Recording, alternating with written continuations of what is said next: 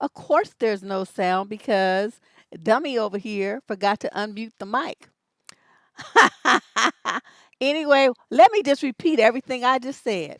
I said, thank you for coming. This advice show is one for those of you who are new and don't know the drill here. Is one where people send in their questions. I answer them on the fly, just off the top of my head. I have not seen the questions before. I read them to you on the air. And what I suggested is that if you are a person who wrote a question in, that you take the time to listen to what I have to say, of course, because I'm coming at you with almost 30 years of experience at this, and also listen to I mean, take a read at what they say in the chat room because sometimes they have a different angle. They think of something that I didn't think of because I'm coming off the top of my head, and the information is flying fast. Sometimes they'll have something that augments what I'm saying or just a different approach altogether that might vibe with you more. So between all of us anyway, we got you, and the goal here is to get you to be a little bit smarter about the decisions you make with your relationships and how you handle the people in your lives so that you don't have to write in a second time. Okay, that's the goal. All right. Yes, but you can hear when people just unmute their mic because they just, I don't know what they be doing, you know. Hey, Lady Boss. Hey, everybody. I see the usual crew up in here and a few names I have not seen before. Welcome to the show. This is always a good time. And if you have, some issues you're trying to figure out about your relationship, you might hear somebody's question that's very similar to what you got going on so that you don't have to write in. You can learn from other people's mistakes. So today we have a grand total of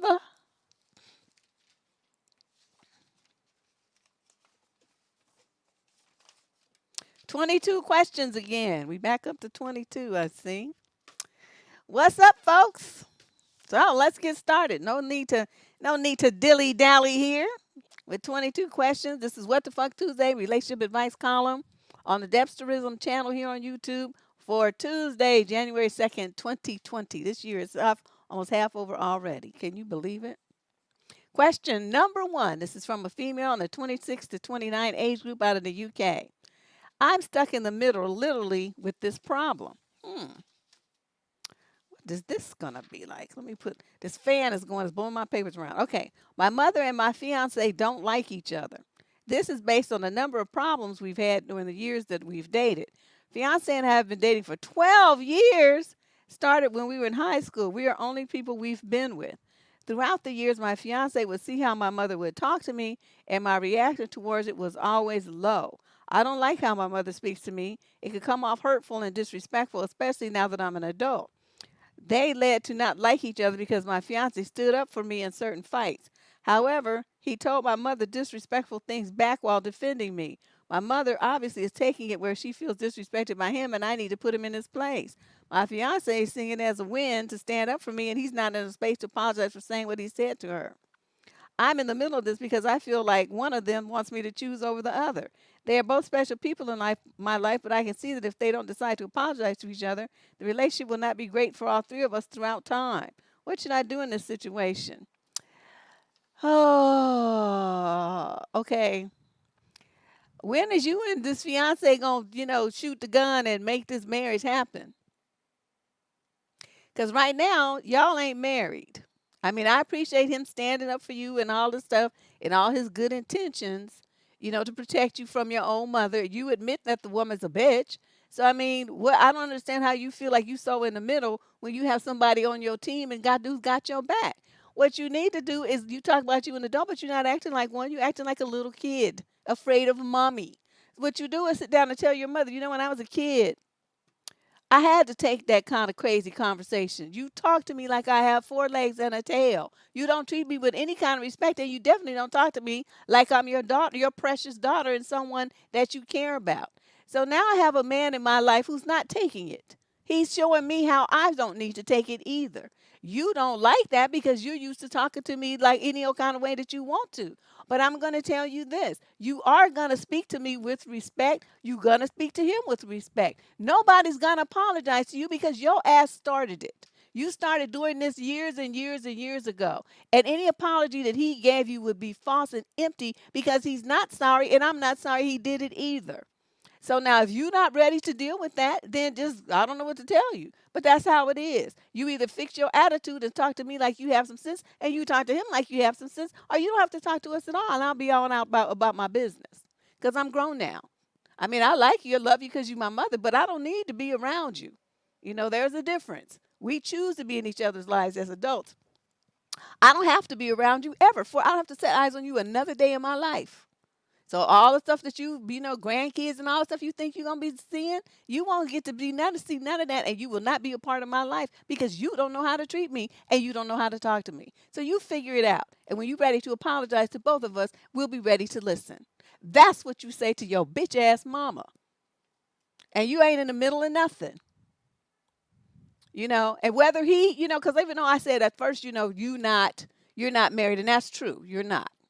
But as I thought about it, as soon as that came out my mouth, I said, no, this doesn't matter. It doesn't matter if you're married or not, because he could be a platonic friend. He could be a cousin. He could be a coworker. He could be like your best friend. It could be anybody that stands up for you. It doesn't have to. The fact that he's your fiance makes it nicer. It gives him a certain more leverage in your life. But as far as him standing up for you and having your back, that's what a true friend would do. You see what I'm saying? So the fact that you're not married, I take that back. That doesn't have anything to do with him standing up for you. He's standing up for you because he loves and respects you, and he wants other people to show you that same respect. Okay? So you scratch that part I said at first. As soon as I came out my mouth, I was like, oops, I shouldn't have said that. But, it would be nice if you two, since you've been together for so long, if you went on and got married, what you waiting on? What are you waiting on? This is 12 years is long enough to date. Good Lord. Yeah. Man, honey, I'm telling you, me and that mama would be having some rounds, and she wouldn't have to worry about what he said to her. She would need to be concerned about what I would say to her. And it would not be nothing nice. You can bet that. They do need to be checked. She's just going, she's doing too much. And just because you're somebody's mother does not give you the right to talk to them poorly. Neither does it, because they're your child, you have to accept any kind of treatment from them either. It's a two-way street. And once people become adults, you can lay down all kind of new laws and rules and regulations. And I'm totally on dude's side on this. I am on his side 55%. Let's move on to question number 2. We got 22 questions for those who missed it because I had my mic muted. I don't remember if I said that on the second once I unmuted it, but we got 22 questions today. Question number 2, female, 26 to 29, Canada. I've been on only a few dates, all with men 30 and up that I met on apps.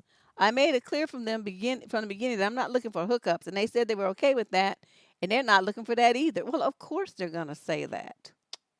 God, are you born yesterday? I went on 3 dates with one guy. He texted me every day. The third date, we hung out at my place and played cards, watched some shows, and while we were making out, he said he wanted to have eggplant. Well, of course he did. You're making out at your place, and the bed is right there. I said, not yet. He said that was okay. He still slept over and texted me for the next 2, and then after that, he ghosted me. The next guy I'd been talking to for months. We had gone on 3 dates, and he went out of town for work. Okay, blah, blah, blah, blah, blah.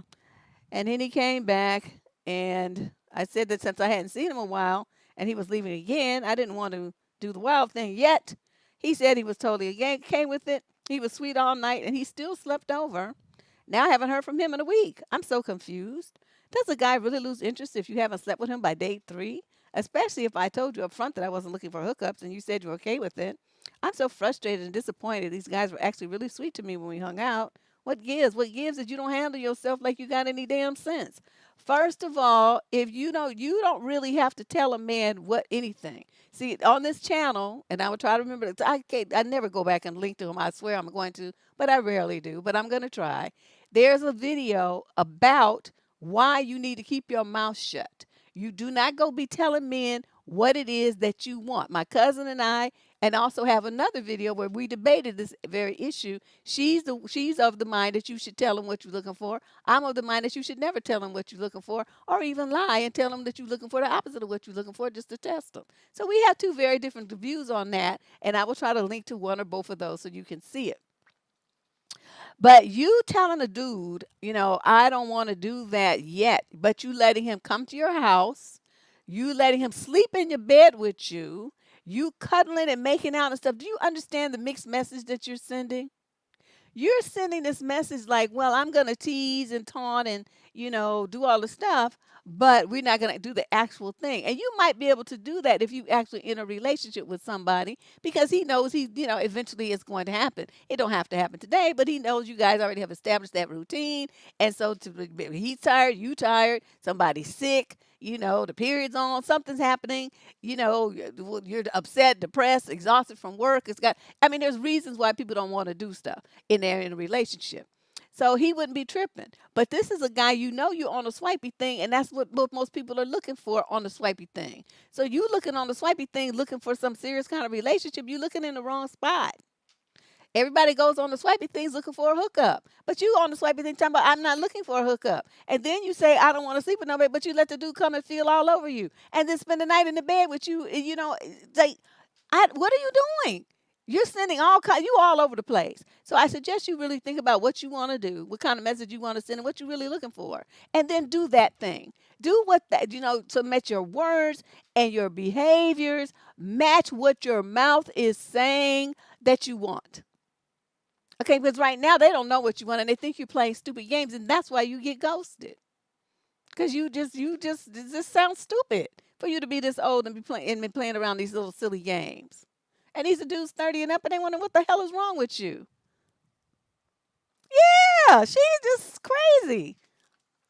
It's you don't do stuff like that. If you really don't want to sleep with a man and you want to make it, you don't let him come to your house. You don't go to his. And if you do, you there for dinner. As soon as dinner's over, you say that was great, and you get your keys and you leave. You don't be lingering and making out and doing all this old stuff. It doesn't matter how old the man is. Your words and your actions, ladies, they've got to be consistent. That causes problems. Okay? You cause problems for yourself that way. Don't do that. I don't need them dudes coming to my house. And then spending the night too, she's there sleeping, vulnerable. They could rock. I done told you about the girl that I knew that she would picked up this dude at the bar. Next thing she knows, she was knocked out drunk. I think he could have put some in her drink. We never did find that out. Woke up the next day and dude had robbed her completely. And she had nice stuff. Like, she had like big screen TVs when they was brand new and nobody could really afford them yet. She had one. They stole that shit. They stole the speakers. They stole all her jewelry. She had some nice stones and, precious stones and gold and stuff. They took everything. And she was asleep in the bed and don't even know what happened and woke up to an empty apartment. They even took her blender and toaster. They took everything. So, you just don't do stuff like that. You expose yourself to too much danger, just too trusting from some clown that you met online on a swipey thing. What is wrong with you? See, this is one of them what the fuck moments. Yeah, these people are crazy. I don't want, dude be talking about, let me buy you a drink. No, I'll buy my own. The waitress come and bring my drink and then you can pay for it. But like you gonna go to the bar and come back with a drink? No, we ain't doing that. We're not doing that. We're not doing that. I need to see my drink at all times. It's not gonna be through the crowd kind of thing. Yeah, she crazy. So yes, young lady, as the general consensus from me and the listeners is that you're a little off. You need to rethink this, how you handling yourself, and get yourself straight. Question number 3. This is from a male, 30 to 36 age group out of Tennessee. I own a rental property that I inherited from my family. The property has been generating income, and I have been using that income towards the mortgage. The rental income, though, does not cover the mortgage and the property taxes. I've been paying the property taxes on my own for the past 6 years. Okay. I asked my girlfriend if she would sign a prenup saying that if the marriage goes south, she cannot claim any assets of the rental property. I told her that I don't need any help from her and that I would never need a penny from her.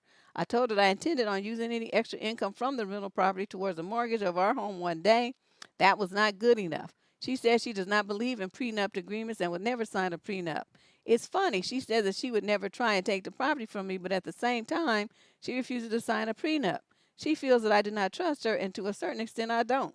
This property is very personal to me. I grew up living in this house. My closest family has lived in this property for decades. All of my family has sacrificed to keep this property in our family. I would rather default on the loan, have the bank repossess, and have it auctioned off like a self-storage unit than have her or anyone else just take it from me. I told her that I would consider dropping the prenup if she would agree to split the property taxes with me while we were married. Of course, her answer was no. So basically, she feels she's entitled to half of this property without contributing anything. Is she a gold digger? Should I stay with her? Would it be different with another woman? Sir, you're taking the wrong approach. I can tell you didn't consult an attorney about this. When you have a property, you don't get a prenup. Okay, a prenup applies to every asset in the relationship. Of course, she doesn't want to sign that. That's saying that anything that you all make in the future, buy together in the future, or anything, it's only going to be for you. You're taking this. You're not looking at this right. What you want is called a quit claim deed, where the person signs off any interest and only to that property. Okay, that's what you want.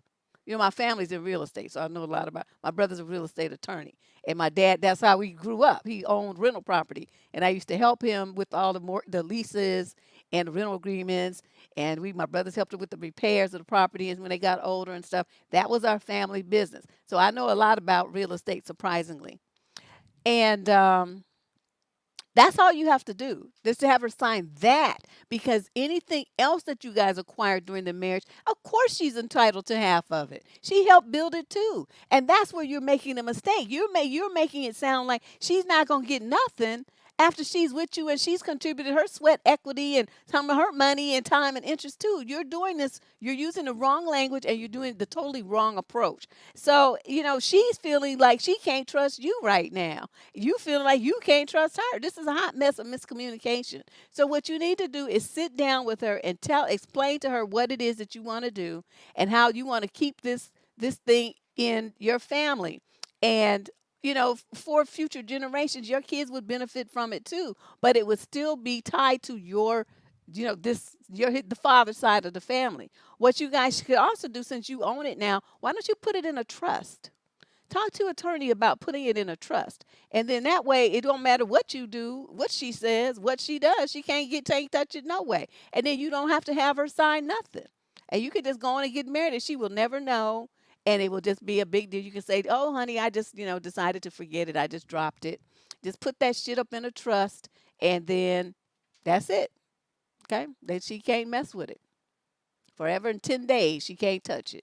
No matter how your marriage ends up, because this approach here is looking for something to be wrong. It's looking for failure.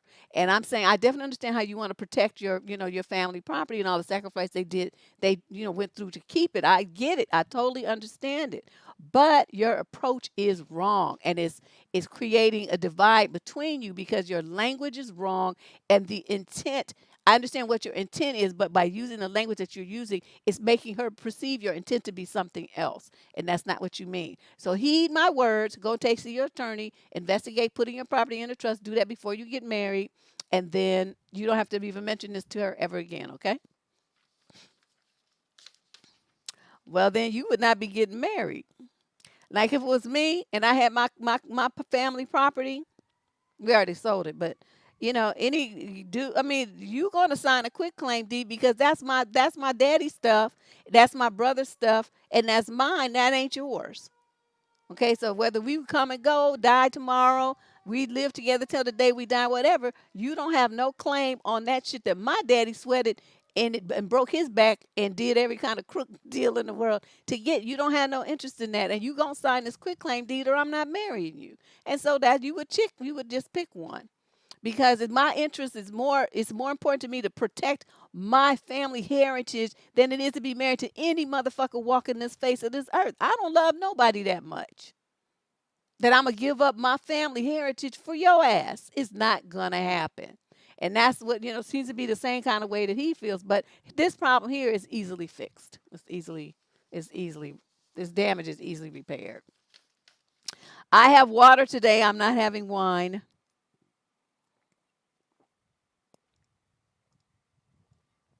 You know why? It's 90 degrees. It's hot as Hades. And liquor and heat don't go well together. Yeah, Deb love Deb. That's it. And to come down to my shit, I don't love nobody. I love me and I love my shit. And but we shall never be divided. So there you go.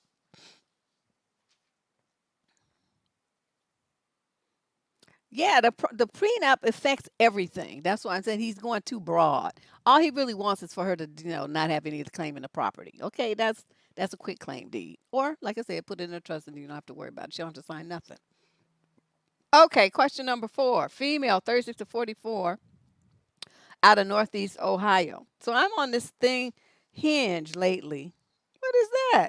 Trying out another. Oops. Wait a minute. I got to see this fan and got my pages mixed up. Trying out another dating app, and I made contact with this guy who is about 14 or 15 years younger than me. What? I was thinking this is a lot like a lot of these connections would just be chatting for a few days and then one goes poof and that's that. But he did ask me this morning, so you're into younger guys then? How to answer that? I'd be lying if I said I'm not attracted to him because he's quite cute. I'm looking for a relationship, of course, not a hookup. Then why are you on a swipey thing? See, these women are confused. I don't get it. I am looking for a relationship, not a hookup. How can I answer this without sounding too desperate, like I'm looking for a hookup, etc., yet make him take me seriously enough? Okay, first of all, you can't make nobody do nothing. Get that out of your head. All you can do is state your reality. He either is on that page or he's not. This stuff people trying to make somebody do something. I'm like, that doesn't, you can't make nobody do what you want them to do. If I were you, because shoot, all my boyfriends are younger than me. All of them. I don't date no old man. I'm enough oldness for both of us. But, I'm not looking for no, I'm not never going to get married again either. So I'm not looking for a husband. I'm just looking for a good time.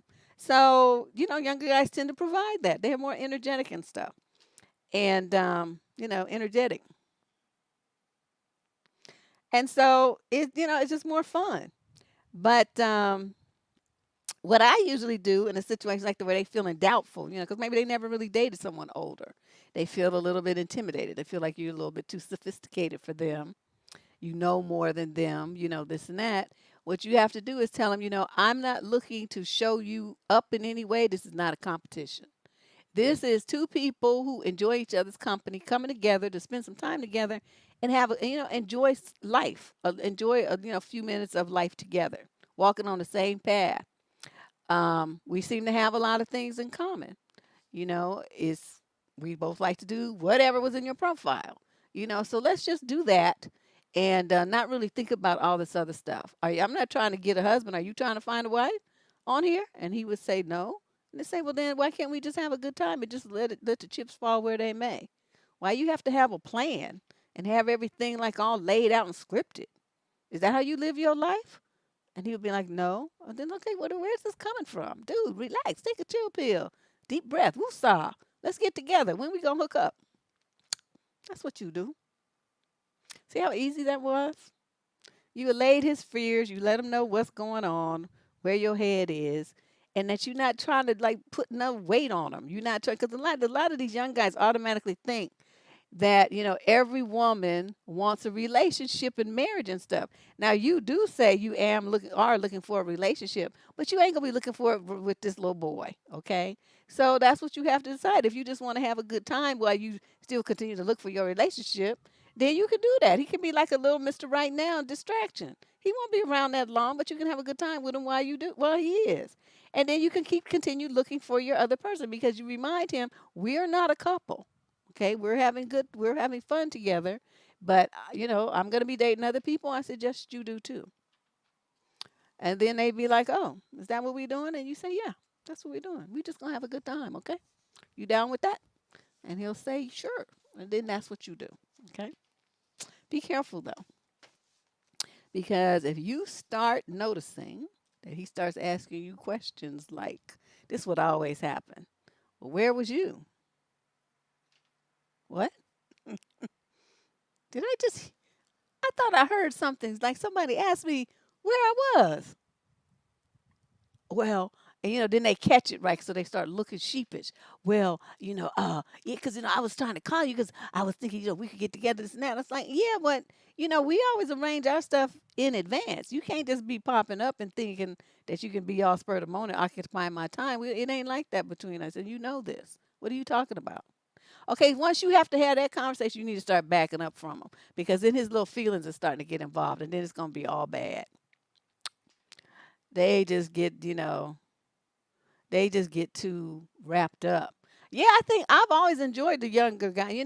Like I said, they have a different perspective. Their life, we always have very interesting conversations. Um, they're into stuff. They broaden my horizons about the stuff that they're into. I mean, sometimes it's just silly stuff like video games and stuff, but it's still stuff that's part of modern society and that I need to know about because it helps me do better on my advice columns and stuff. And they be showing you the latest dances and just it's just fun. It's just fun. They have different sense of humor. It's just interesting. That's all. So I enjoy it while I enjoy it, and then I move on to the next one. So that would be what I suggest for you, if unless you are really stuck on this finding relationship thing, then passing by. Okay.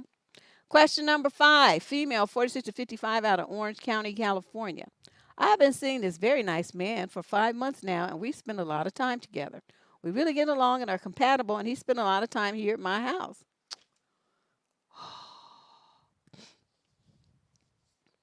We cook together. We like golfing and sharing and talking. He just sold his house, and the deal closes at the end of the month. We had sort of talked about this before, but not seriously about where he's going to move. Now that his house has been sold, I asked him, so what are you going to do now? Oops, my fan just fell. He said, store all my things and maybe stay with me until he finds a house. I said, I never said that you could move in with me, although we have spent a lot of time together. I feel that he just assumed that it was all right. I don't mind helping him out if he had brought another place and only needed a couple of months before he moved into his new place. But this situation is different because I am not ready to have a man move in with me. Although I do really care for him, I have been a widow for almost 9 years now, and I don't think this is a good idea.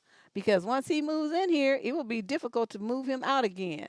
The fact that he did not even discuss this with me about where he's going to live makes me think. What do you think I should do? I think you should be really limiting the time that he spends at your house. That's what I think. And if you see him coming in with some bags and stuff and anything more than a shirt and a change of underwear, then you tell him, no, you can't stay here. Get out. Because then he trying to move in on a slide, moving in like a toothbrush and a shirt and a pair of drawers at a time. And then the next thing you know, all the shit's at your house and you be simply trying to figure out what happened. Well, he's not really a homosexual because he has a property. He just trying to, move in with her without discussing it. You don't, that's not how you handle yourself. If you want to live with your lady, you say, look, let's move together and, I'll pay half of this or I'll pay this and you can still pay that. And, to help both of us financially because, 46 to 55, they getting close to retirement age. I mean, it could be a beneficial thing for her financially, but she's only known this guy for 5 months. She doesn't really know too much about him to be trying to live with him yet. I know these young people do that crazy shit all the time. But, this when you're an older woman and she got like a pension and all this stuff, probably retirement benefits from her husband coming up and all this stuff. And then she going to have to share it with this dude. And dude, you were selling your house. Why you sell your house? Why you sell your house? So you don't have no place else to move. And you think you're going to be sponging off of this woman like that. No. No. So you need to be very clear with him. You are not moving with me. I don't know why you thought that was a plan that you could be executing, home skillet, but it's not going to happen. It's not going to happen. Not happening. Okay, so let me see here. I need to set my fan back up before I faint, you guys. So we're going to have a brief intermission.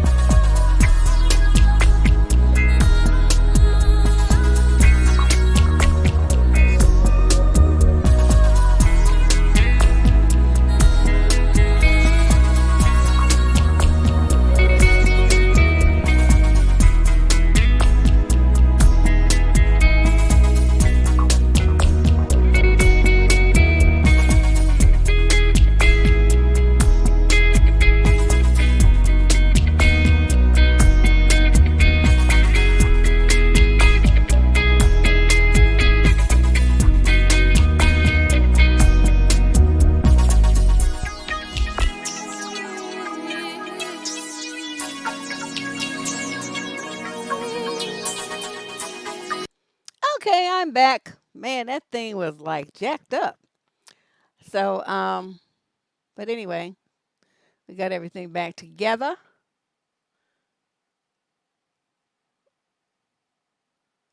All right. So let's see, where did I leave off? Yeah, so lady, don't do that. Don't even let him spend the night too many more times because it's just going to be a problem for you. All right, now we move on to question number 6. This is a young lady in the 21 to 25 age group out of the UK. She says, a week ago, I met a guy who lives 1 hour away, and we have been texting and video chatting every day since then. He texts and calls me several times during the day, but I have been enjoying talking to him. Okay. She met him a week ago. So he asked me when we can meet, and I said to him this Sunday. He said he would drive in the morning to meet me so we can spend the day together. But yesterday we were talking and he got really excited to get together. And he said he works on Saturday, but that he finishes at 8 p.m. and can drive and meet me that evening. I said to him that I've got my daughter with me, and because he knows my mom lives nearby and my daughter stays with her sometimes, he proposed that I take my daughter to my mom's. We go have dinner, and then after dinner, I can pick her back up from my mother's.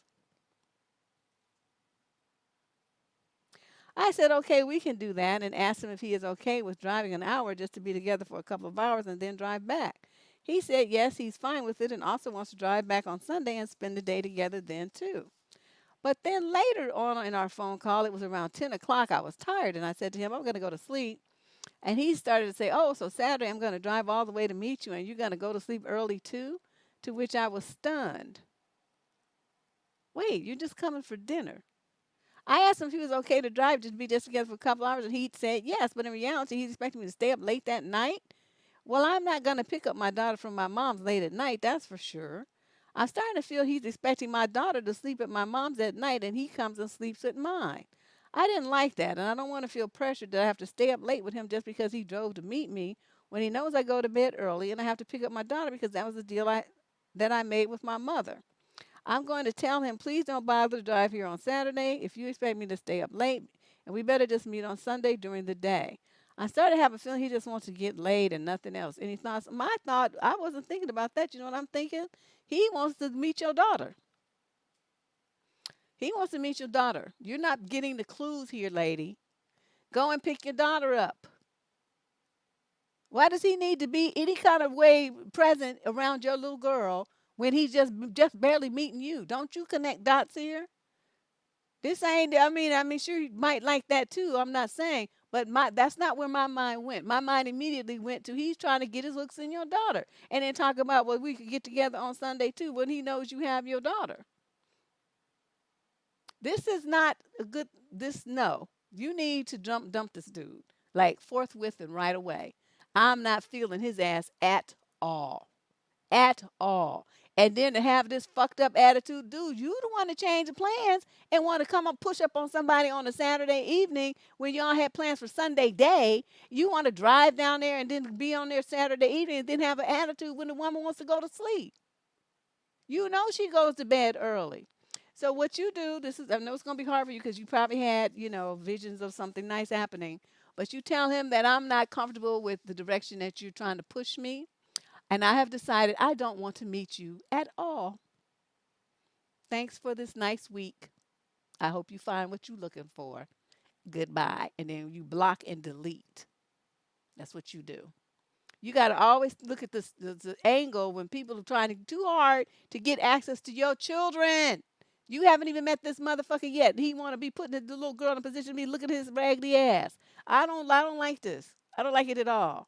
I don't like nothing that he's done. He's too fucking pushy. And when you have people that are pushy like that, they be trying to like mash on your boundaries, and get you to give in to them like from the gate. You haven't even met him yet. You just been talking to him for a week, and he's already doing this kind of stuff. Hell to the no. Shit, you. I'm telling you, my spidey senses would have went off, and he would have became every kind of bitch ass motherfucker I could have thought of. And I'm believe me, very creative. So it would have been at least 30, 40 seconds of me calling him names before I hung up. This asshole here. I don't know, you guys. I'm just like, because she's thinking about he want to spend the night. I'm not saying he don't, but I'm just saying the reason why he's spending no want to spend the night don't have nothing to do with you. It has to do with your daughter. Get him away from your house. Get him away from your life. Now he's focusing too much on the little girl, where she is and what she doing and who can pick her up. And he gonna be in the car driving. So now he gonna know where the grandmother live. He gonna know where the little girl is. He gonna know where you live. No, no, no. Don't do this. Question number 7. Ooh, this is a scary. It's actually a scary letter that women are so naive. Just so that she's thinking it's about some booty. Yeah, it's booty all right, but it ain't yours he's after. Question number 7, female 21 to 25 in Missouri. I'm having a hard time having a relationship with my boyfriend and my parents. What? I met my boyfriend's family briefly before, but not the other way around. My parents are very conservative and forbid me to date, especially dad. I'm 22. I finished college and about to start my career, but I'm still suffocating from my parents. I have not told them about my boyfriend of 5 months. I briefly mentioned it to them about meeting him for a quick hour or two, and my dad went crazy. He would say stuff like, "You're 22, do whatever you want, but you're disobeying me and not being a good daughter." He's controlling and wouldn't even let me go for a walk by myself without my mom or my brother. My friends would say, "Ignore him, you're a grown up, it's your life." But what they don't understand is that he would give me shit about anything. To give you an idea, he's kind of like Norman Bates no, from the TV show Bates Motel. I'm looking for reassurance. It's not a me problem or that I'm being a brat. Honestly, I feel like I'm a good daughter. I do almost everything he wants. E.g., no patties and monitors everywhere I go. I think she means parties. But yet he'll make me feel inadequate. If things don't go his way, he'll get authoritative and have the final say. Sometimes if I don't reply to his text, he'll get mad. I even thought about maybe going to family therapy, but he would be like, "I don't need anybody's help. It's none of their business." What should I do? I can't believe it took me this long to seek advice. I just have that feeling of hopeless and sadness, and I just want to yell. How should I go about telling them about my boyfriend? That's not what you do. What you do is get your money out and you move the fuck out. That's what you do. If you don't live there, then what is the problem? You on your own. But I have a feeling since he got this much say so about what you do and going to parties and all this old stuff here, that you are still living at home, and so you're still under his control, and he's still supporting you financially, and that's why he feels like he can dictate and control, and that's what it is. You got to pay the cost to be the boss, and you ain't paying the cost, so you ain't the boss, not even of yourself. So once you get this magical job and you get your money and then you move the fuck out and your daddy can't control what you do and where you go and when you do it, then you can have a boyfriend. You can have 10 boyfriends. You can have orgy. You can do whatever the fuck you want to. But as long as you're living in that man's house, you're unfortunately in a very awkward position of having to do what he says. So you will continue to keep your boyfriend a secret because it's not his business anyway. That's what you're going to do. I always get, suspicious when men be too controlling about their daughters and their daughter's sexuality because they want it for themselves. It's very perverse. That's not normal. It's great that you want to protect your daughter from people taking advantage of her. Don't get me wrong. But you want somebody's 22, uh, that's a grown woman. You know what I mean? That's not your little minor child anymore. So you trying to act like this and run interference between who she's fucking. Okay, now you crossed the line, Dad. You're over in pervertville, worrying about what somebody's doing with your daughter's coochie. That's not you. So this dude, I don't know. He's got some issues. No, he's not applying no pressure to her to want to move out. He likes controlling her. That's not what control freak men do. They love you to stay there because that's how they maintain control. That's the wrong attitude. You don't understand what's happening. He's not going to ever want his daughter to leave. He's going to want her to stay there till she's 90 so he can control what she does. Exactly, Shawnee. That's what I be telling people all the time. Men want to control everyone and everything. That's their goal in life. Anything female, they want to control it. And so, he could get away with that when she was a child, but now she's an adult and she ain't feeling that no more. Do whatever you want, but you're disobeying me. I don't know. You just need to move out. That's what you need to do. That needs to be the number one thing on your agenda. And you don't ask for their permission. Okay? You just go. That's the only way you're going to break free from this. Question number 8. Female, 26 to 29, out of the UK. When I first got with my fiance, I was excited. He had a child. I would buy gifts and ask his child constantly. Oh, I think she means ask about his child constantly. His ex wife wasn't over him, so she didn't want me around the kid because our relationship was new. I respected what she asked. So a year goes by. My fiance put his foot down and said she needs to stop being like that so I can be around the kid. My fiance would go crazy over his child when he didn't get to see or talk to his kid. He would damage property, be in a horrible mood, blow up the mother's phone, verbally and physically abuse me. What? So fast forward to now, because all of that, the parents have pushed me away to want to be a stepmother or part of the kid's life. I could really care less if I'm in the kid's life. I don't like to talk about his kid, or even be reminded of his kid, all because of the parents. I know it's not the kid's fault, but because of this kid, the parents have brought drama and stress to me. Now I'd rather not deal with any of that. It's worked out great by me not being involved or asking questions about his kid. There are no arguments. Life is great for me. But now he wants me involved. I don't know how to change my perspective on this. I don't know what to do because this situation isn't going anywhere. This has me questioning if marriage is right for us. I only keep thinking this is going to get worse as the child gets older. It might get better because the kids become more independent. When the kids are really small and the relationship breakup is new, that's when people tend to be the most squirrely. But the main thing is once he started verbally abusing you and throwing damaging property and stuff just because he didn't get to see a kid, that was your signal that he was not wrapped too tight and you should have been deuces at that very moment. But like a dummy, you stayed. And you stayed and you got abused some more. And then now he's trying to push you out. So you just now he decides he wants you to be involved. And so you supposed to hop around and jump through a hoop and be the stepmother figure because he decided it. I would tell him to kiss the inside of my ass. I don't want to look at you, your stupid ass baby mama, ex-wife, or your raggedy ass nappy headed kid. I don't want to be bothered with none of y'all. All y'all can kiss my ass. I'm gone. Oh my God. This girl, lady, if you don't get away from this fool, you just now thinking about it. You know what it happens is these little silly girls, they get to this thing. Somebody proposes to them, let's get married. So now instead of a boyfriend, they can walk around talking about my fiance, my fiance. Notice how many times she said that? She didn't call dude by his name, my fiance. So that means a lot to you that you have that title, that he has that title in your life. That's what you're focusing on. You're not focusing on the fact that this whole situation is stupid. And you should have, when he offered you to marry, you should say, oh, hell no, I'm not marrying you. I'm just here for the good time, Holmes. That's it. And soon as it ain't good times no more, I'm out. That's what you were supposed to do. And then you should have been gone. You should have been on to somebody else. You could probably be married by now. Wasting time with this fool. Question number 9. Female, 36 to 45, out the UK. My husband has another love. Run, Forrest, run. I'm trying to tell you. As he was booking in that movie, I was like, dude, did they speed this up? He was in motion. We've been together for 16 years, married for 6. I would never date somebody that long. There's a guy we have known for a few years now. He and my husband took right to each other's understanding one another in a way I cannot. Uh-oh. Keep in mind that this guy is publicly and lives his life straight. He has 2 lovely children. Anyway, this guy and my husband appear to be in a secret relationship of some sort. I have heard them both admit to loving one another. Oh, shit. I know they kiss passionately.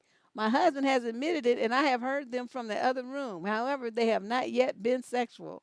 Should I have an issue with this? You have to ask me?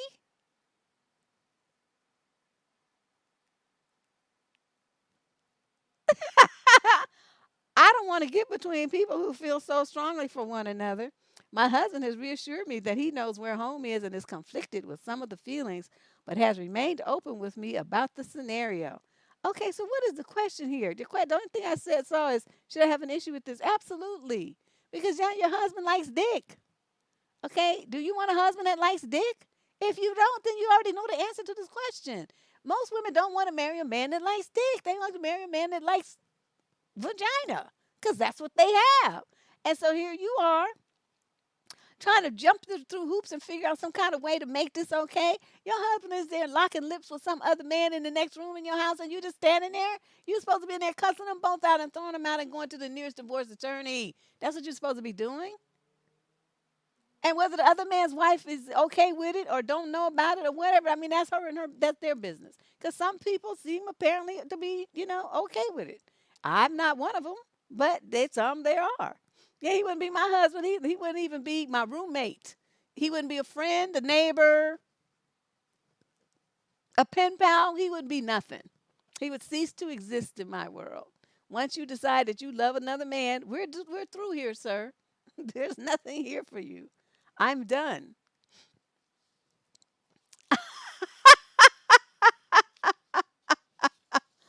Yeah, I don't know what she's thinking about. I think she's probably shocked. That's what I think. Sometimes I think people they don't know what to do because they don't even know it hasn't really sunken in yet. That's what I think is probably what's going on with her. She's because she's reporting this. Did you notice the matter of fact tone to it? That's somebody that's in shock. There's no emotion in here. Notice? Did you guys notice that? She didn't express any upset, confusion. She's like trying to be all logical and stuff.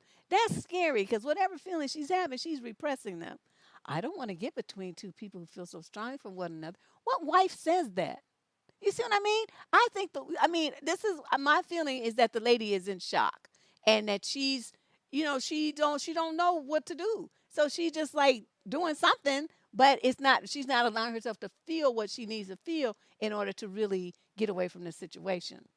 And so I think that's what's going on with her. Wow. But he has remained open with me about the scenario. Well, yeah, because he can want to, keep up that cover. You would be his beard while he dabbles on the dark side, and plays the role of the nice husband with a close male neighbor buddy. Yeah, she's trying to come to terms with it. You're right. And like she's just like frozen. I think she don't really know what to think or what to feel. Poor thing. I know my information process is real quick.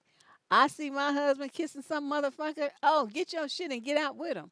I mean, the next sentence out of my mouth: get out, get out. I'll serve you divorce papers on Monday. Get out.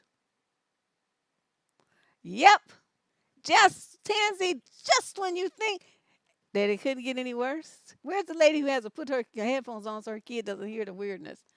It's something moon. Yeah, I'm just this one is sad because I hope they don't have any kids. She said the other guy has two children, but I hope they don't have any so she can escape scot free. Because the thing I feel the saddest about for Bruce's kids, that Gollum looking motherfucker in a dress, his babies, his two little daughters. How in the world can they don't even have a daddy. They have some confused weirdo freak in a dress who fathered them. Can how did that make them feel? I've always wondered. I thought that was the saddest part of that whole story. While people were celebrating him, they were forgetting about the damage that he did to those two little girls because they were still, young then. So I don't know. I think about stuff like that. Question number 10, female, 21 to 26, out of Jacksonville, Florida. My boyfriend and his baby mom are good friends. Neither me or her boyfriend like that they talk so much. They both turn to one another to vent about their significant others. This bothers me because I always think there's more that could be said romantically slash flirty. He has called me her name numerous times, compared me to her as well as almost stuck up for her over me at times. Am I being paranoid or is this normal behavior coming from dating a guy with two daughters with another woman? Nope. He's still in love with her, and you are just the filler. She's still in love with him, and her boyfriend is just the filler until they get figure out how they're gonna get back together. Why you guys want to argue about stuff like this? You don't argue about stuff like this. The size that the man prefers her is that over you is right in your face. What man is gonna defend his baby mama over his woman? Unless you was doing something that you didn't have no business doing, like to the kid or harassing her or something like that. Well, then yeah. But in a situation like just conversation, they two always want to thick as thieves and always talking about each other's mates like it's some comparison or something like they best buddies. No, you supposed to be up out of this situation as soon as you found that out. You don't sit around begging for somebody to love you. That's not how you handle yourself as a young woman. Get your G up and tell them, well, obviously you still got, your heart is still over there, so I'm out. And that's what you do. You don't ask his permission. You don't need to talk about it. You don't need his buy-in, his agreement, nothing. You tell him what you're gonna do, and then you do it. Yeah. That's some mess. That's some hot mess. And he call you but call me your ex's name. We're done here, sir. It's over. Question number 11, female, 30 to 36 from Maryland. So, my boyfriend and I have been together for just about 2 years. We're both in our mid 30s. He says he has never been sexually active with anyone else before me. Liar. One day he called me saying he had a wart and that he has HPV. I told him years ago, prior to our relationship, that my pap smear showed I had a string of HPV. However, since that time, it's cleared up. It has never shown up again. It's been going an ongoing thing where he keeps saying this, although per my OBGYN suggestion, I sent him to cdc.gov HPV and men fact sheet. There is currently no approved test for HPV in men. He says he saw that, and for whatever reason, he doesn't want to believe the information and says he doesn't care what my doctor says. This came up again last night, and now it's really beginning to make me not want to do it with him, especially when he says things to me like, I just need to own up to having given him this STD, and that is okay, I'm still with you. Am I overreacting and being insensitive to his feelings by telling him he needs to stop making false claims? No, what you have is a narc. This is a classic gaslighting technique. I had a friend whose boyfriend did some shit like this to her, and he was in his 50s, and he did some similar bullshit. Not about an STD, but some other stuff. And, had her calling her doctor and thinking that, she was doing weird stuff. And it was a hot mess. As soon as she told me, I said, I wish you had told me this earlier because I can tell you right now, he's just lying. This is his own, some kind of game he's doing to play. Because her boyfriend used to be a cop. So, they used to like fucking with people's minds just for the entertainment value. And that's what he was doing to her. And so this guy here is doing the same thing. What you have to do, young lady, is tell him, look here, motherfucker, there's no test to test HPV in men. That's a fact. The other fact is, I didn't give you shit. So if you have something, you got it from some other bitch. Okay, let's just talk about that. And then number three is until you even show me an actual some documentation from a medical office, and it has to be an original, not a photocopy, that you have some kind of something. We're not going to talk about this again. You bring this shit up again, we're through. I'm not doing it. We're not going to do this. And then be ready because that's your warning shot.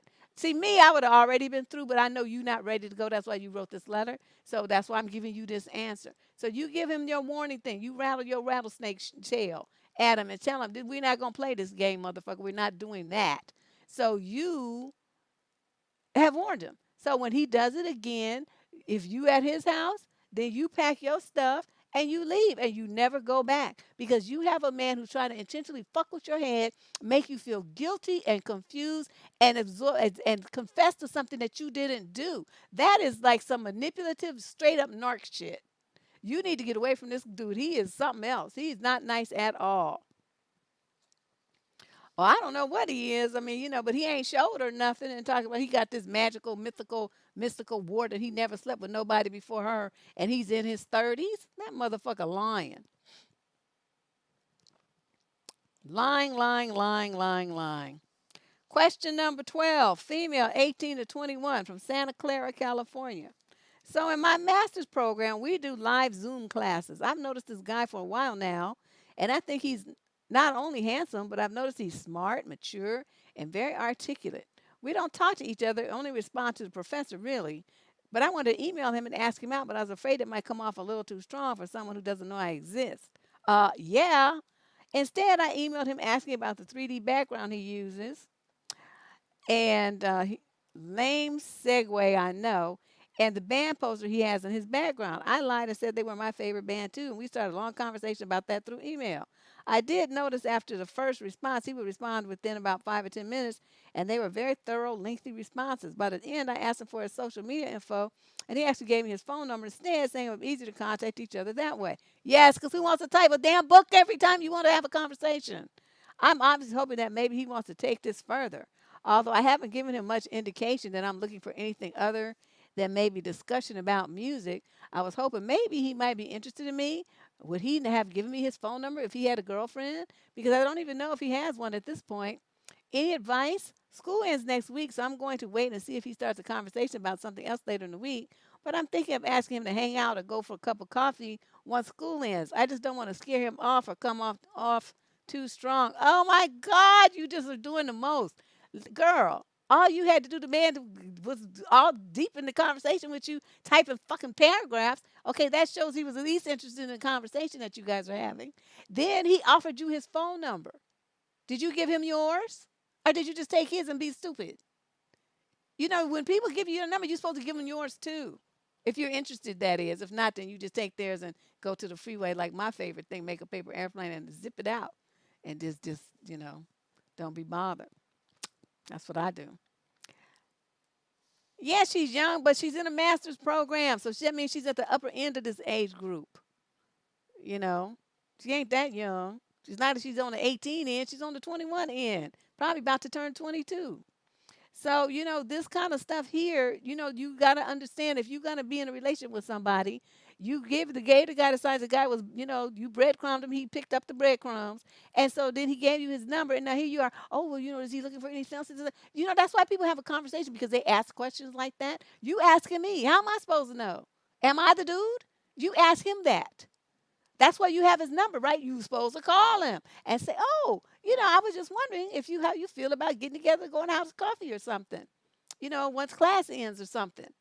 "Oh, sure," he's gonna say. And then when you're out there, then that's when you ask him, or you bring up the topic about, your last relationship or whatever you want to do. No, I wouldn't say do it on the first date though. Wait and see. He might ask you, in which case you can say. But I would stop with all of this angst and all these plans and all this hoping that you might have a relationship and all this old shit. Can you find out what the dude is all about? You might decide he's stupid and you dodge the bullet here. So don't be putting the cart before the horse. Just try to get to know him. That's your goal right now. Get to know him outside of the Zoom platform. Okay? Question number 13. Female, 30 to 36, out of London. "I'm feeling so confused at the moment," she says. Yeah, but school is over and they're only doing online school, so it's not like they're really there. "I've been with my partner for 5 years with a break of a year in the middle, and things aren't right. We are good friends, but we don't have eggplant, don't go to bed or wake up at the same time, so it feels like I sleep alone every night. We barely hug, and we only have a peck on the cheek before I go to bed." Wow, this sounds like an awful thing. "There's no passion or romance at all. We don't spend a lot of time together. He games a lot. But when we do spend time together, he's on his phone or we sit in silence in front of the telly. When we do talk, it's great and we make each other laugh. If he ever needs anything, he's more than willing to help. He calls me cute names and he's great with my cats, which is why I'm starting to know whether I should leave. I'm 33 and I would love to have a family one day. We've had so many arguments about our lack of eggplant, but he gets defensive and shuts the conversation down, saying if I just leave it alone and don't nag him about it, maybe he'll feel like doing it more. To give you an idea, it's about 3 to 4 times a year. Oh, hell no, we'd be broken up. A few months ago, a friend told me that he thinks I'm hot, something I've not heard in a long time and believe no one would ever see me like that. Something inside me clicked. I started taking care of myself, working out and losing weight, and not believing the crap that he makes me feel about myself. It's not that I want to be in a relationship with this friend, I don't. But just realizing that someone might find me attractive and not this ugly troll that his lack of eggplant and affection has made me feel like was a light bulb moment. So now I'm really confused. Do I stay with someone who doesn't want or feel like being romantic and passionate with me, or leave and throw away the good things we have? We used to argue about it all the time, and then I tried to do anything to make the relationship work, but the last few months, I felt myself pull away from him. I no longer care if we don't have eggplant. It wasn't that great anyway, and I don't want to fight about it. I don't mind if we don't hug or kiss. I'm scared of being on my own and never finding someone who will love me, even a small amount that he does. Any advice would be appreciated. Thanks. Get your G up. Okay, get your G up. You gotta have to leave this alone. How are you gonna find anybody when you hanging on to this nothing ass shit here? This is painful. It's painful to even read it. You too young for this.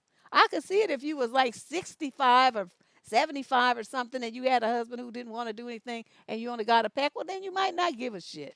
You'd be like, good. Keep your sandpapery ass lips over there anyway. But now, you're like in the prime of your life. Your fertility's at its peak. You want to have a family. You need to be making that happen. Okay? You done put all this time into making yourself look good. Go out there and conquer the world. Get rid of this thing that's pulling you down. He don't want what you want.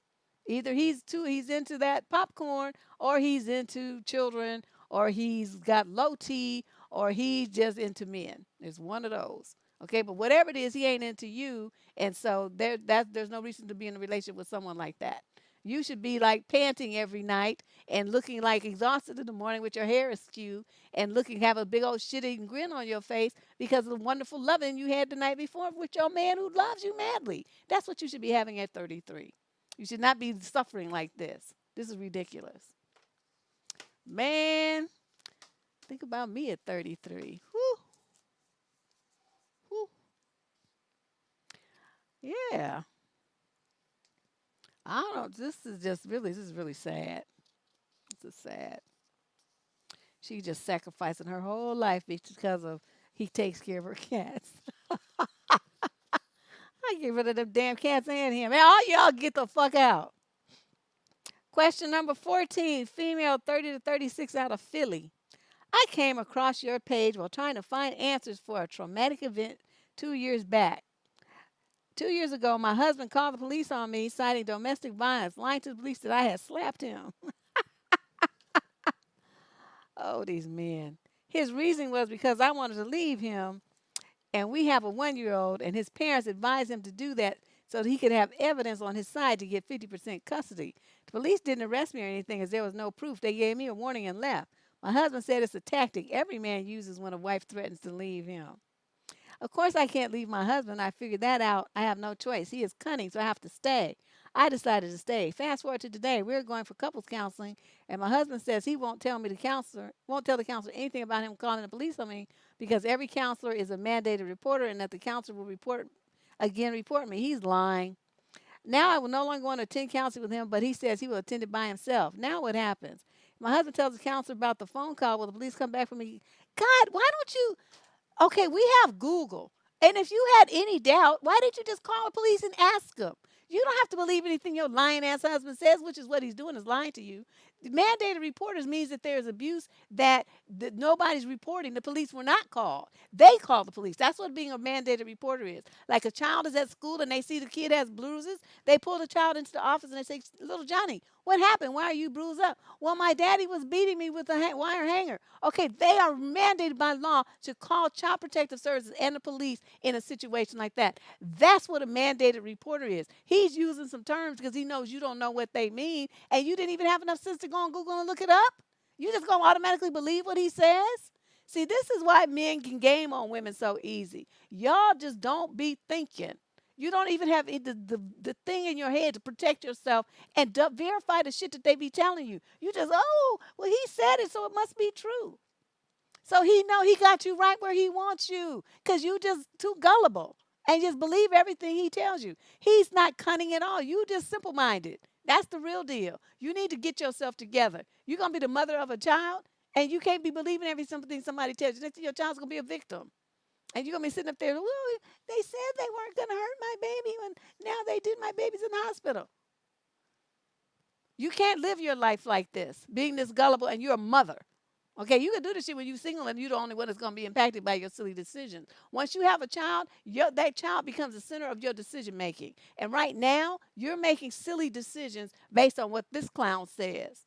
Now, what you have to do, what you could do, he wants 50% custody. Oh, no, no, no. Let me give you 100% custody. You take your baby and you go and do whatever you want to, you and your mama, and you make it happen. I would leave his ass there with that damn baby.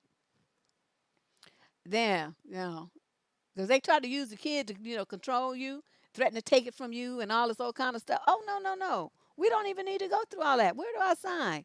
I'll sign this over. I'll sign this over right now, right today.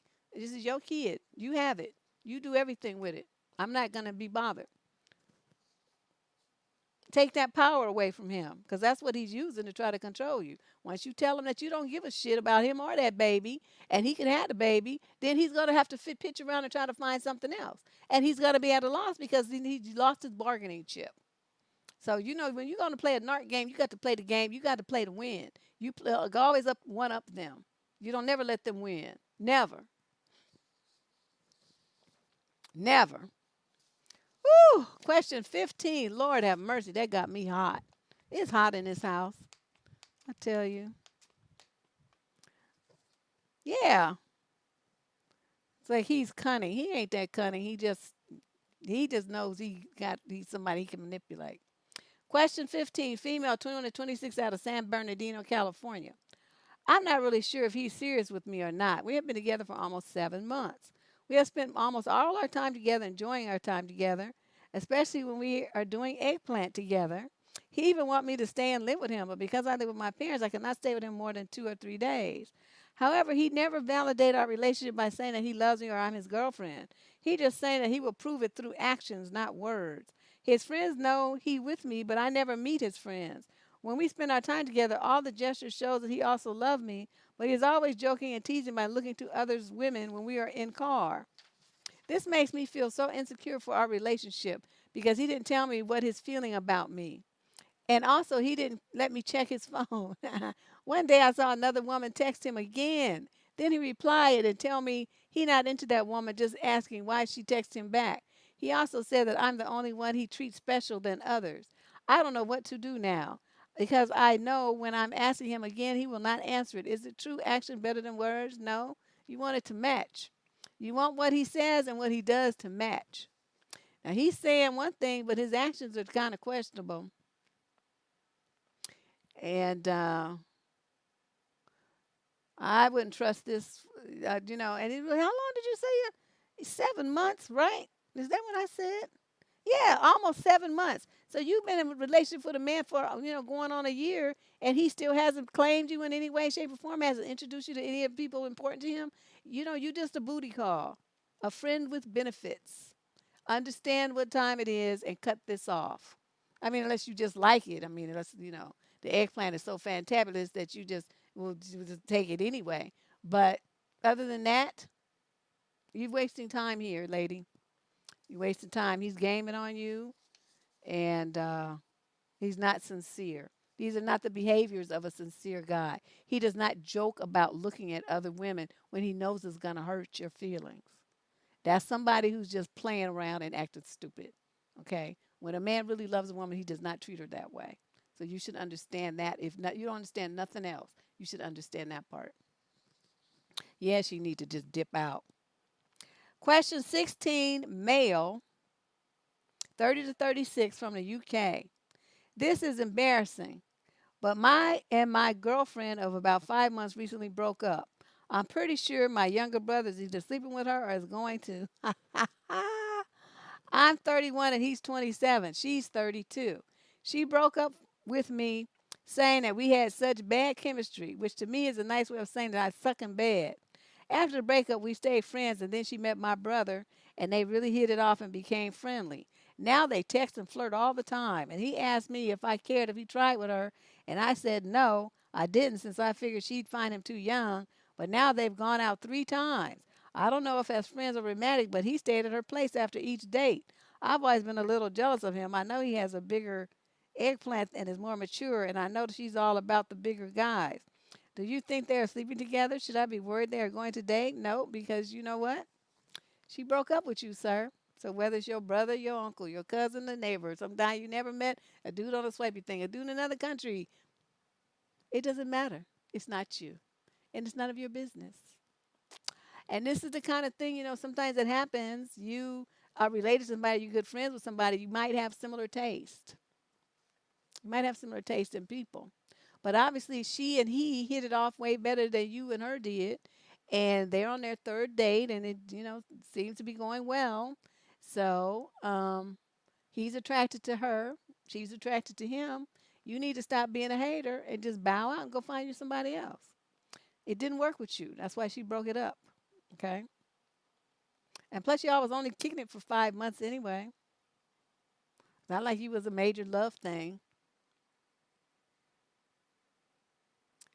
Well, that the dude, like, this is the thing about it though. Some people in some families, they don't have those standards where you can't date nobody's ex. They don't have that. They just like it's a free for all. Evidently, it's that way in this family. He just the only one that didn't know. And so, that's just what it is, what it is. So he can't stop it. He don't have to like it, but he can't stop it. So what should he do? Just, roll with it. Because the brother, might just be tapping it so y'all can compare notes at the end.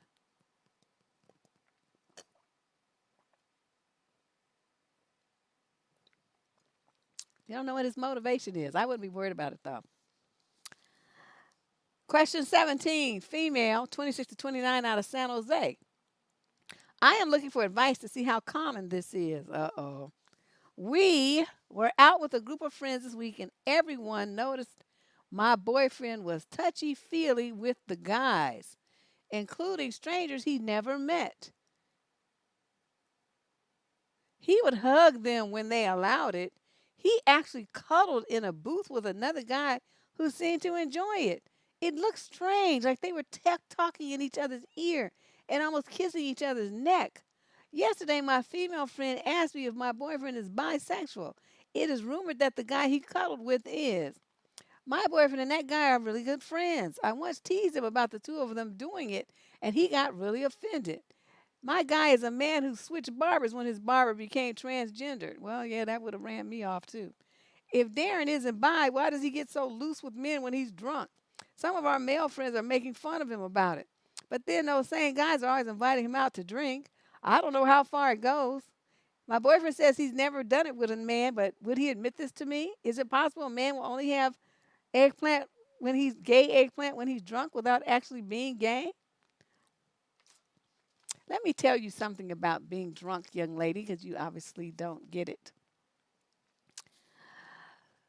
Alcohol doesn't put thoughts into our head. Alcohol doesn't make us do anything that wasn't already in us to want to do. What alcohol does is loosen our inhibitions. What alcohol does is loosen our tongue. What alcohol does is loosen any kind of restraints that we put on ourselves to act a certain way and present a certain image. Once we have the cover of alcohol, we can let it fly and let all the stuff out that we really wanted to do anyway. And then we can always cop a plea, oh, but I was drunk. That's what people do with alcohol. It's an excuse. So your boyfriend is obviously into dudes and he just hasn't been willing to admit it to himself yet. My thing is if he going to do all of this in public with you right there, what do you think he's doing on those nights when they all invite him out to drink and you're not there?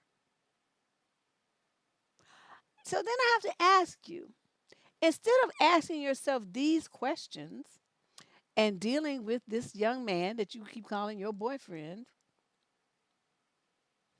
why are you wasting your time? He's obviously into people that have equipment that you don't. He likes people with deep voices and beards and testicles. That ain't you. So, why would you want to keep being around the situation, confusing yourself and hurting yourself? What you should do is tell this little person you like to call your boyfriend that even if you don't want to admit that that's what you are, I'm saying that's what you are because that's how it appears to me. And since I'm the one in this relationship with you, I'm going to leave this relationship with you. And I'm going to find a man who doesn't enjoy kissing men on the neck and cuddling with men and booze and, doing all the things that you like to do, hugging on dudes and stuff. I'm going to find somebody who likes to hug on me. So bye, bye, bye, bye. That's what you do. It's not hard. I don't know why y'all want what you want to catch him in the bed with the dude before you believe it? Is that what's going on? We don't know. I just don't understand this. This is nothing that I would want to be bothered with, and I suggest you not either. Okay. Let's move on. Question number 18, male, 30 to 36, Denver. I've been divorced for 5 years. I met a woman, and we've been dating for a little over a year. We are in love and talking about marriage. Wow. But I was made aware of something that has bothered me, and I'm conflicted as to how I should handle this. So a week ago, I was updating her phone, and there was a text thread between her and another guy that took place at 2 a.m. We do not live together. She has young children. I was at my house by myself. There were no pictures exchanged. It was a long back and forth about acts with each other. Very descriptive and lurid. I don't think I can even say what it was on in your letter. The texts were very clear, detailed. It was evident both of them were really into it. She said that he's never done anything like that before, or that she's never done anything like that before, but based on the flow of the conversation, I don't believe it. I was mortified. Needless to say, I lost it and confronted her. We got into an argument. We'd gotten into a little argument earlier tonight that she texted him, and that was the start of the discussion. She told me that she had taken a Tylenol PM and had 2 glasses of wine and didn't even remember doing it. She said she felt unwanted. I think it's BS. This guy lives in another state. He has a girlfriend and knows she has a boyfriend. They were friends when he lived here, as far as I know, and they may have had a relationship. I ended the relationship with her right then. However, she texted him later and apologized to him that she made a mistake. She sent me screenshots as proof, I guess. She continued to reach out to me, apologizing profusely, and asked me to forgive her and get back together. After I cooled off, we talked and we got back together. My problem is I cannot get past it. When I'm with her, I just keep thinking about it. Why would she do this? Why him? Why would she lie to me? That sort of thing. And of course, the actual content of the sexually explicit text. I love her, but I'm just not sure if I can get past this. I just don't trust her anymore. And I think she gave excuses about it because she got called out. It really gave me a different picture of what kind of person she is. Was I a fool to even get back with her? Yes. Should I just walk away? Yes. I'm confused at which way to go with this. Dude, come on now. This is the thing about it. You in the 30 to 36 age group, and you looking at, finding a mate. Okay? You're talking about marriage. That means you're looking for something serious and long term. You need somebody that you can trust, that you can work with, that's going to be your partner, that's going to have your back. This lady has violated some of the cardinal trust issues in a relationship and then had the nerve to lie about it. Since she's so stupid, it's like, you do some shit like that, you delete them. Okay, you don't leave them in your phone. You wake up in the morning and you see that you've done something retarded and you're like, fuck. And then you go in your phone and you do highlight all and delete. That's what you do. You don't leave them in your phone for your mate to find unless you want them to find it. You see what I'm saying? You want them to find it because you want to have an excuse to break up, but you want them to do it. So in this case, sir, I'm happy. I mean, it's good that you know love and all this kind of stuff. And this was a close call for you. But you should consider the blessing that you got out before you got married, before there were children involved, before there was property involved, before there was alimony involved, before there was child support involved. You got out beforehand because this is not somebody that you want to marry. She's already proven that she's not wife material. So talk to her tomorrow and tell her that uh you've rethought things and you realize that the distrust is too deep and it's a divide that you two will not be able to cross. It's not like you married to her, so you don't have to work on it. You don't have to go to counsel. You don't have to do any of those things. You just cut her loose and you go find somebody else. That's the great thing about dating. You get to find out what the person is all about and whether you want to be with them or not. And when they prove themselves to be somebody trash, then you let them go. You put them out at the curb like trash, the trash that they are, and you let the garbage truck pick them up, take them away. So that's what you're gonna do. You know, that's what you do. All right. I know it's gonna be hard though. I can tell you don't want to do it, but that's what you need to do for your best interest. Question 19. We got 22 questions tonight. 22 questions. Female, 26 to 29 out of Ontario. Um, you have, let me see. My boyfriend and I live in a two-bedroom apartment. His two daughters, 9 and 5, stay with us Friday through Sunday for 3 weekends every month. 3 weekends every month. So you guys only have 1 weekend yourself. So a total of 9 nights every month. Lately, they have been insisting on sleeping on the couch every night that they're here. They have a bedroom that has 2 beds in it for them, but they don't want to sleep in there. This bothers me, and my boyfriend doesn't think it's a big deal.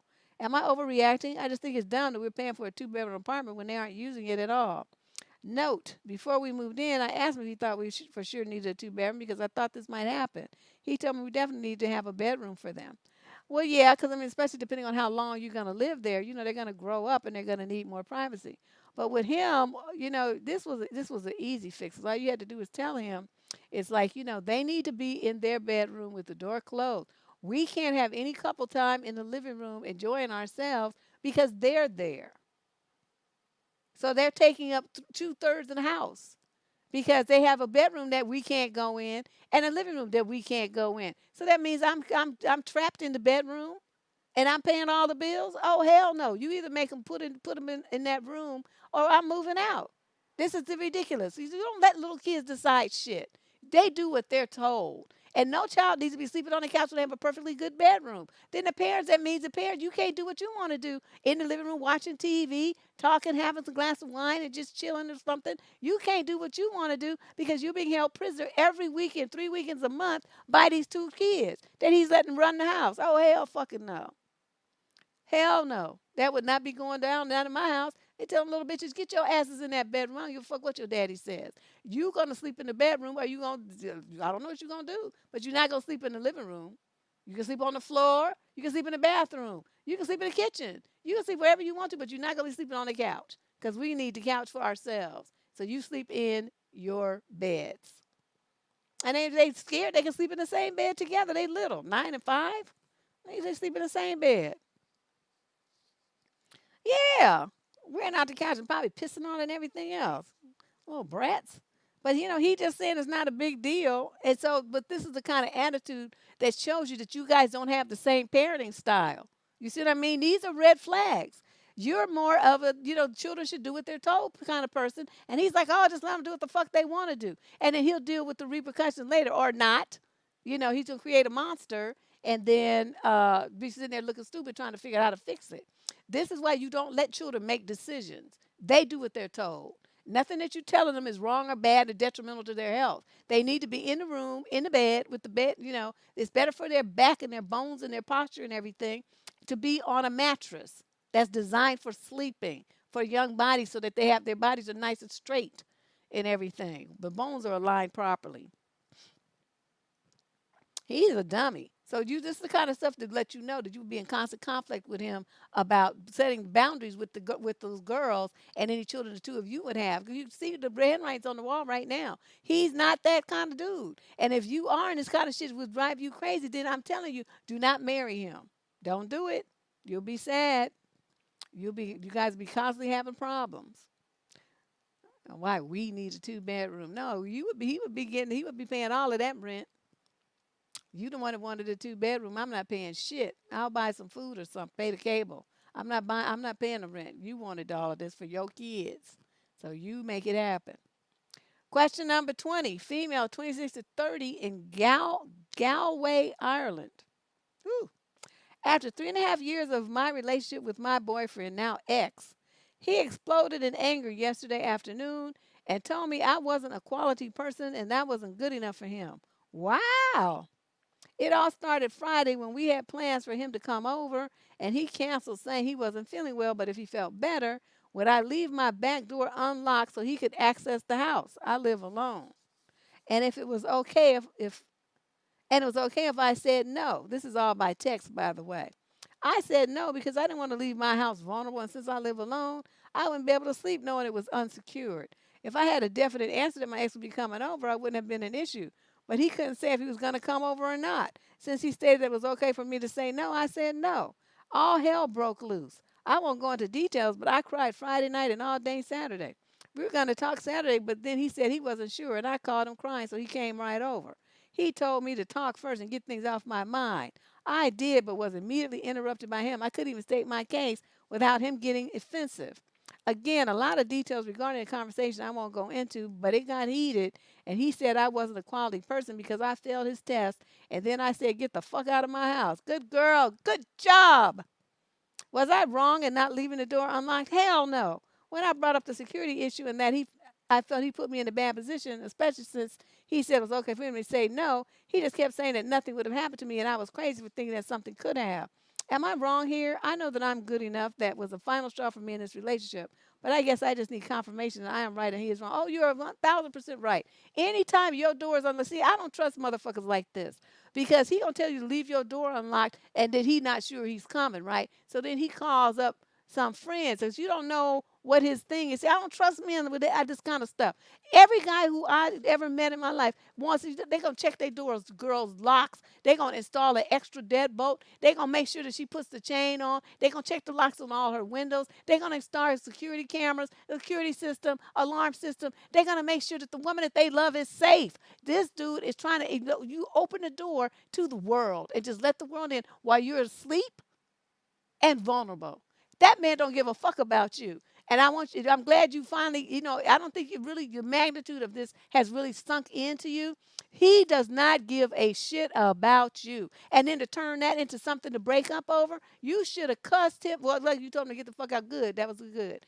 And then stay gone. Tell him don't ever come back. Because this is a setup. To come in there, have somebody come in there and rob all your shit or assault you or something, and he'd be like, "Oh, uh, I had no idea something like that would have happened," knowing that he set it up in the first place to punish you for something. I don't trust dudes like this. This is something that is so outside the bounds of reasonable and normal for a grown man in his 30s to do. No, no, no. Girl, I'm telling you. And you change your locks just in case he snuck and got a key and didn't tell you about it. Change your locks.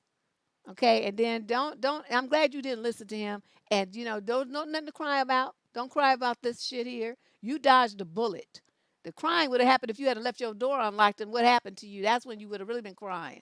You dodged a bullet here. Get rid of this fool. 3.5 years. 3.5 year waste of time. Ooh, my God. Yeah, she might. I'll notice in the chat room somebody point out that you might need to get a protective order. Yeah, something about this is don't sound right. It just sounds too shady. You know what I mean? Who does that? And if he's coming over, he could just ring the bell and she could wake up and let him in. Why she got to leave? Why he want to be coming sneaking in the house like that? I don't trust this. This that makes no sense. Question number 21, male 30 to 36 out the UK. A couple of weeks ago, I went on a date with a woman. She's in her 20s and I'm in my mid 30s. Before we met, she texted me the following.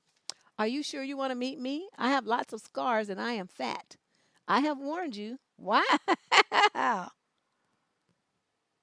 went on a date with her anyway, and I really liked her and I wanted to continue dating her. After a couple of days, she told me that she was struggling with depression. She said that she was, quote, far down and that she thought it would not be good to wake up tomorrow.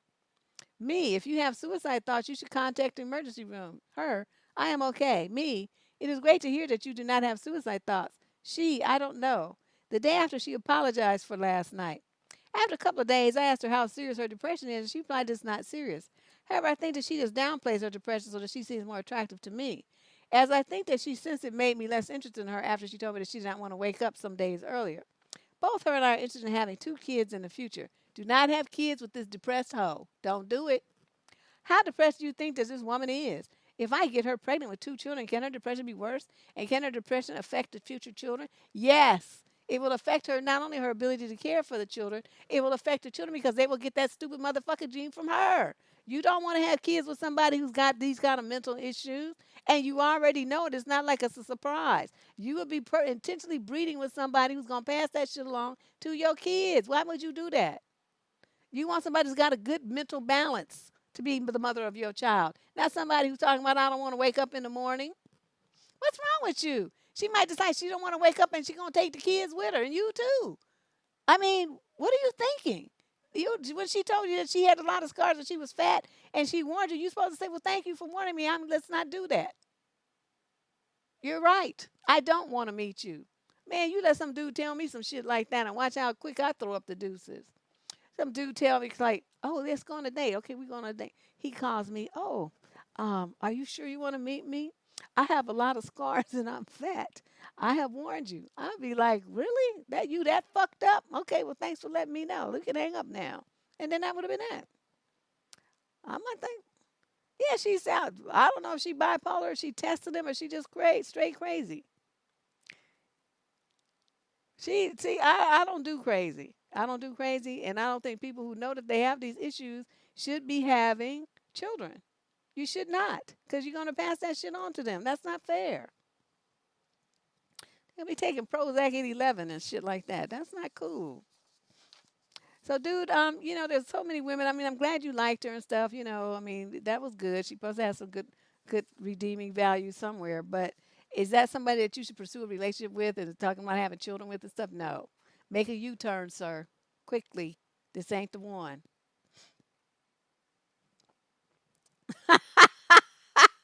Is that what I said, Lady Boss? Oh my God.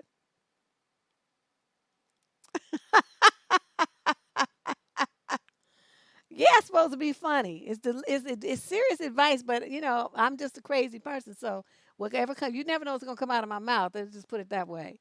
But I did. Oh well, whatever. Well, did I lie though? Shit, that's the important part. Did I lie?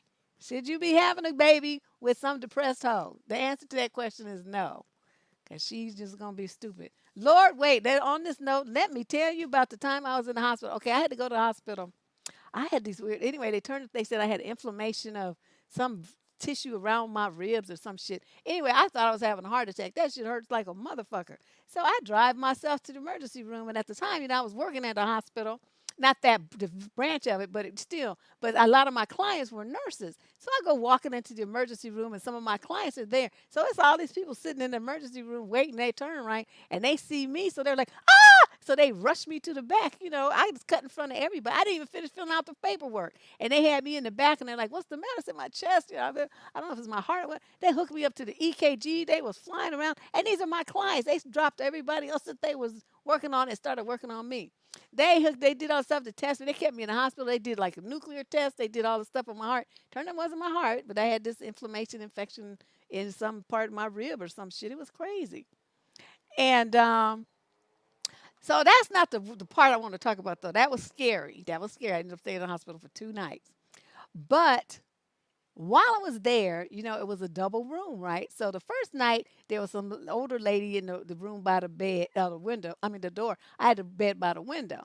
And so then she left, and then uh, the next night, that afternoon or something, they brought in this lady, and she was like moaning in the bed. She laid in the bed like curled up in a ball, and then she would rock back.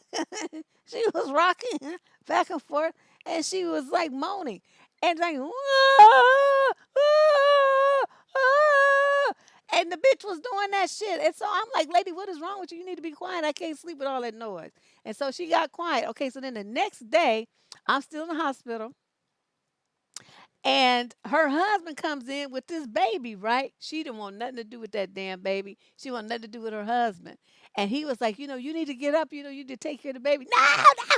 And she starts screaming and just losing her mind. So you know me, I'm sitting up, I'm looking, I'm peeping through the curtain, I'm looking and trying to see what's going on. She didn't want shit to do with him or nothing to do with that baby. She was done.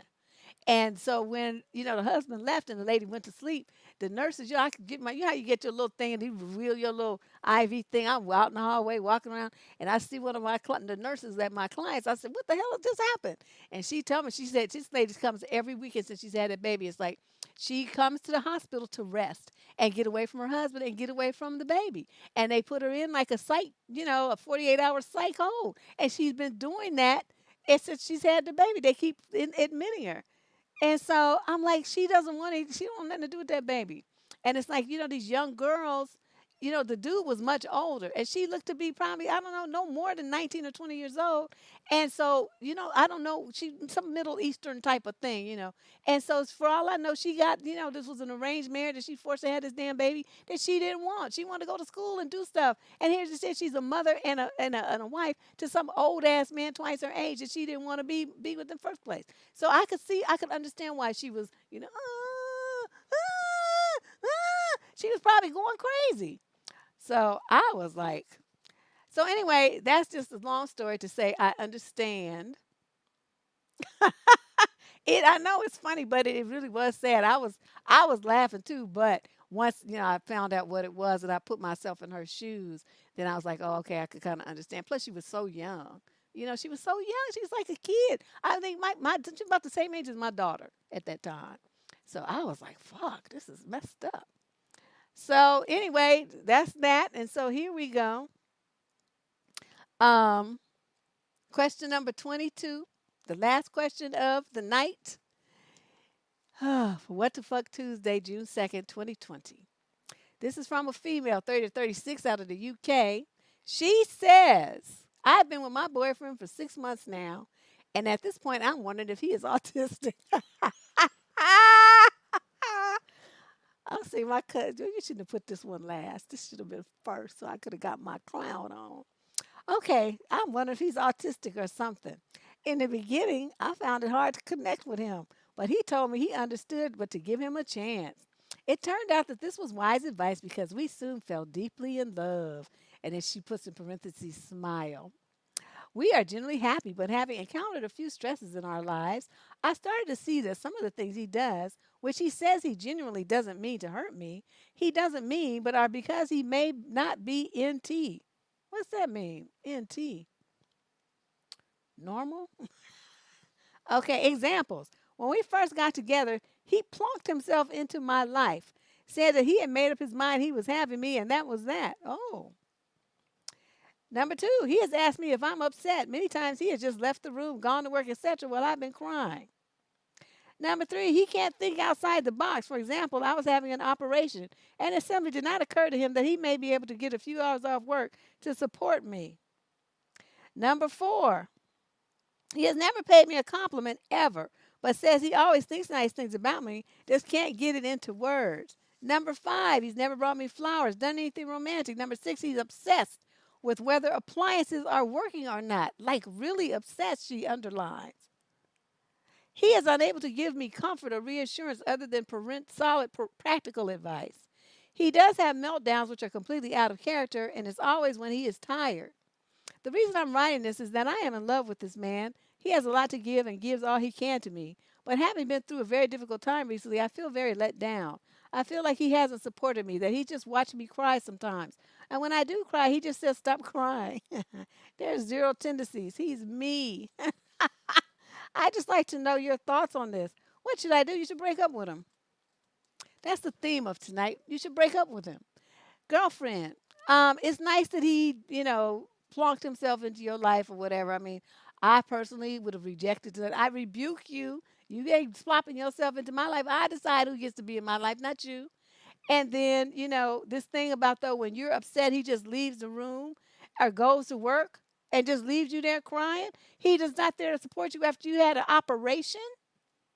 He's worried about whether appliances work. I mean, I guess that's okay if there's been a problem with it or something. But to worry about that all the time, he's never done anything romantic the whole time that you've been together, which is 6 months now.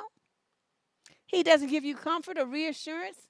And then you say that he has meltdowns, which are completely out of character, and it's always when he's tired. So, in essence, you have a big, overgrown 2-year-old. Because that's what little 2-year-olds do. When they need a nap and they're blanky, they start to throw a temper tantrum. And that's what you got here. All in all, what does it sound like, everybody? A narc. Thanks, Tansy. This sounds like a narc. And this dude is somebody that you don't need to be bothered with. You trying to say that he's autistic and stuff. He just not autistic. He just an asshole. He don't give a shit about you.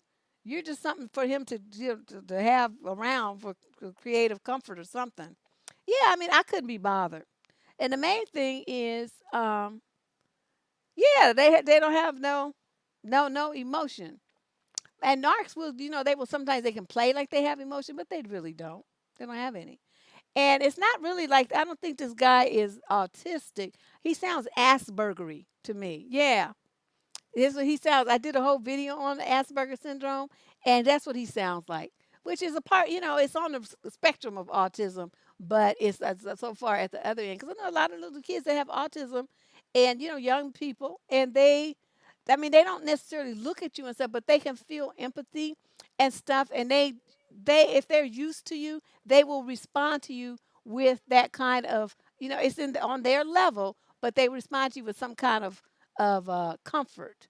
They hold your hand, they give you a toy, something like that. They might not say the words, but they're going to show you in some respect. They'll sit down next to you, and do their little rocky thing or whatever they're going to do. But it's their way of communicating that they care, that you're upset. When you have the Aspergery people, they don't get it. They don't get nothing. And that sounds like what dude is to me.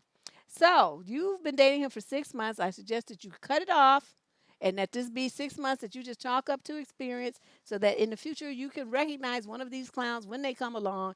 You do not ever let a man control your life and tell you what he going to do about coming into your life. You decide that. You are the only one who decides that, not him. I'm telling you.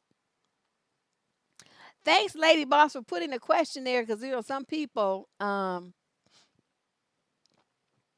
if you were here and you thought you had a question, um, and you want to get your question reviewed on a future show, the questions are all submitted in advance. We don't do live questions on this show. So you submit your question there at the top of the YouTube channel up there. There's like a green button. You'll see it. It says Get Advice. You click that and you fill out the form and you submit it. Also, in the show description down below, there is a hyperlink to the same form. So either way, you get it. You go down here, you go up there, whatever, and you're going to get to the same form. You just fill that out. And that's how you submit your question for What the Fuck Tuesday for a future show. Also, I wanted to remind you guys that there's a relationship boot camp for women coming up in August. At this point, I'm still taking, what you call it? The little survey is up to still get an idea what it is that you want to learn about, what's important to you. I'm thinking it's going to be like a 2-day event so that we can really go deep and cover some stuff. It is not going to be free. I have some Patreon subscribers that have been longtime subscribers. It will be free for them. But, and then there'll be a different level of scale for other people and then, the people who just unfortunately have to pay the full price. But it's going to be really, really, really good. And if you want to submit your interest uh, to me to let me know what it is you want to learn about, there's the link. I just put it into the chat room. So click that while the chat's still live, and you can bookmark it if you want to come back to it later. Also, it's listed on the community wall of the channel. From the main page, you can reach that, the community wall, and it's listed there too. So let me know, what help can I provide you? What's really confounding you the most? What gives you the most problem that you don't understand either about men or about yourself, and why you keep having the problems that you're having in relationships? We're going to work on that. It's going to be a very interactive thing, and I'm going to do it on a platform where we can talk and we can type and interact with each other. And like I said, I'm thinking it's going to be a 2-day thing so we can go really, really deep. All right. So fill that out. It's right there in the chat room stream. So anyway, thanks you guys for coming through and supporting the show. I appreciate your if you're not a subscriber, please become one to the Deborrah channel. Share a link or two, help the channel grow. I would like to reach 25,000 people at some point. That would be fabulous. But everybody who's always here, I appreciate you showing up. Lady Boss, for having my back incessantly. And all my favorites, you guys are just the best. They always show up. I will see you real soon, probably maybe earlier, but definitely on Friday for the DNN. I'll see you later.